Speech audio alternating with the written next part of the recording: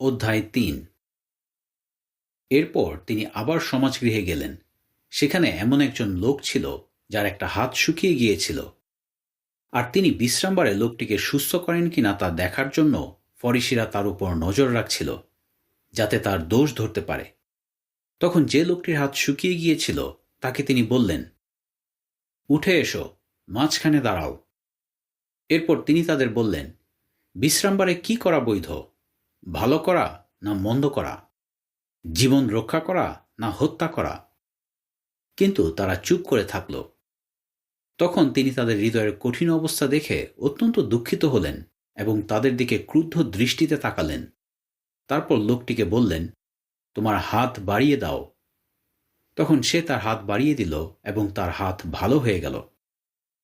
এতে ফরিসিরা বাইরে গিয়ে তখনই হেরোদের দলের লোকেদের সঙ্গে তাঁর বিরুদ্ধে ষড়যন্ত্র করতে লাগল, যাতে তাকে হত্যা করতে পারে।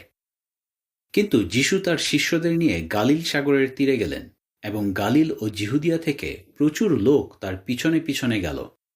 যিশু যে সমস্ত কাজ করছিলেন সেগুলো শুনে এমনকি জেরুসালেম, ইদোম, জর্ডন নদীর ওপারের অঞ্চল এবং সোর ও সিদনের চারিদিক থেকেও প্রচুর লোক তার কাছে এলো।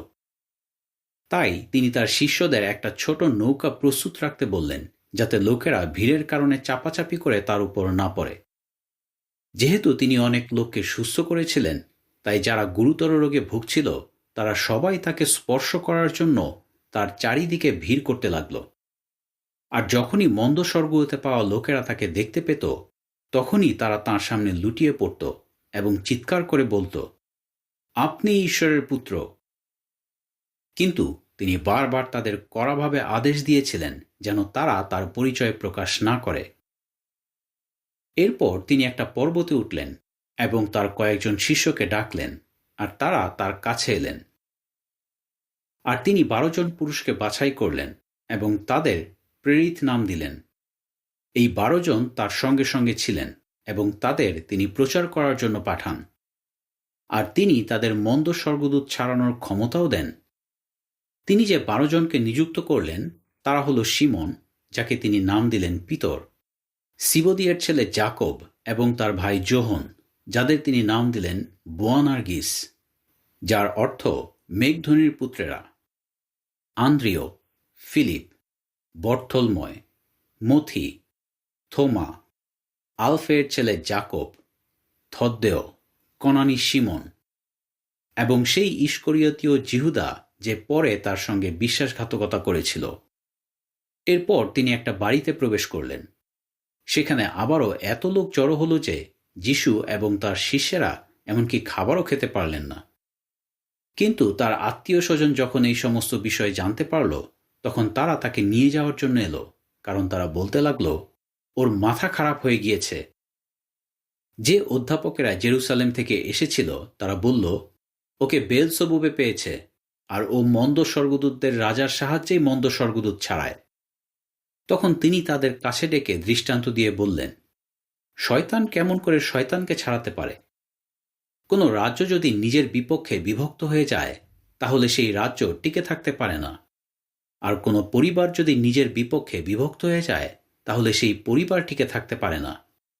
একইভাবে শয়তান যদি নিজের বিপক্ষে দাঁড়ায় এবং বিভক্ত হয়ে যায়, তাহলে সেও টিকে থাকতে পারে না, বরং সেখানেই তার শেষ হয়।